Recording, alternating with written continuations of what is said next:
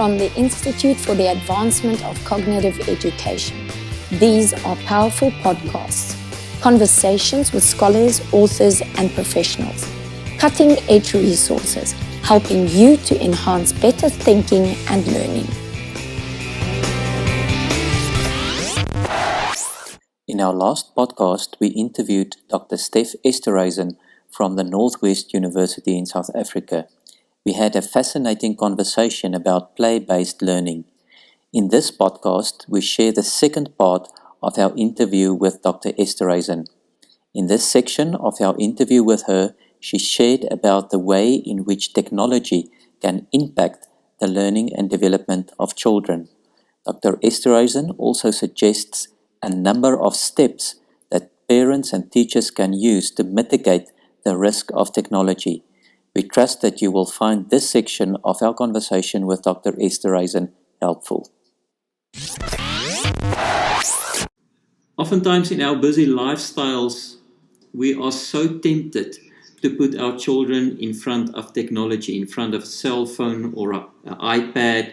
And we think if we do that, and maybe if they play computer games, that would be sufficient to develop them. However, there are ample literature that indicate the danger of technology and the danger of pulling children away from real play activities that can really be cognitive developmental. Would you like to elaborate just a little bit more about the danger of technology, but also how to manage technology wisely? Digital media impacts on the developmental phase and skills of a child. It impacts definitely negatively on the developing brain. It causes early reading, language usage, and language acquisitions delay. Children who are in front of digital media the whole day struggles with attention difficulties, with short-term memory, with their cognitive development. They struggle to transfer new learning from screen to real life. So they are not actively involved in the learning. So that's why they struggle to transfer new learning from the screen to real life. And young children learn more intensely through face-to-face interaction. If I look at the psychosocial dimension, it impacts school readiness. Social and language skills are affected. Their behavior are affected. They do not have self-regulation or creativity skills. These children tend to be proactive, aggressive, and depression, no sensory experiences, are all aspects that involve the psychosocial dimension. And unfortunately, there's no quality interaction between the parent and the child, and that's so important.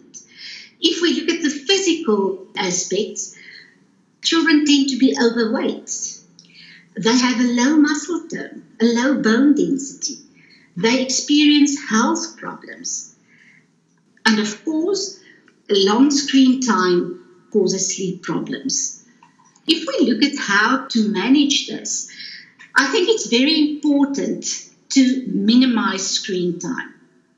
Literature indicates that screen time for children younger than 2 years is not recommended at all. For children 2 to 5 years, limit routine or regular screen time to less than 1 hour per day. 1 hour. Screen time should not be part of the child's routine for children younger than 5 years. Maintain daily screen-free times, especially for family meals or book sharing or things like that. And very important to avoid screens for at least 1 hour before bedtime, given the potential for, they call it melatonin suppressing effects, and that has an impact on the sleep patterns of a child. The way to reduce screen time is be present. You as a parent, be present and engaged when screens are used, and whenever possible, co-view with your child. Be absolutely aware of content and prioritize educational and age-appropriate and interactive programming. Use parent strategies that teach self-regulation, calming, and limit setting. As a family, you should be mindful about the use of screen time. Conduct a self-assessment of current screen habits and then develop a family media plan for when, how, and where screens may and may not be used.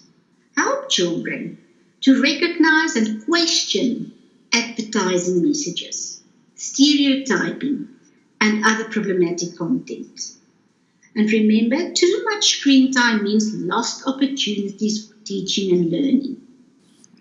Stef, thank you so much. I think those are very important pointers. And of course, we provide this not to condemn any parent or teacher, but just to indicate that we need to be aware of the modern challenges that all of us face and how to manage that in a way that does not hamper the learning and the development of our children. While you were talking, I was thinking about a story that somebody that was very close to Steve Jobs, the founder of Apple. And they once asked him, how do your children experience this new device that your company brought out? And he said, my children do not really play with those devices. And this person then related what they really did in the evenings around the table is that they had discussions about books and history and so on and so forth. And that was the founder of Apple, took a very strong stance against too much engagement with technology in his own home. Thank you so much for listening. We trust that you enjoyed this podcast and would like to invite you to share your thoughts and ideas about technology and learning with us on our various social media pages. This podcast is produced by the Institute for the Advancement of Cognitive Education. Find us online at www.ilearnthinking.org or on social media at iLearnThinking.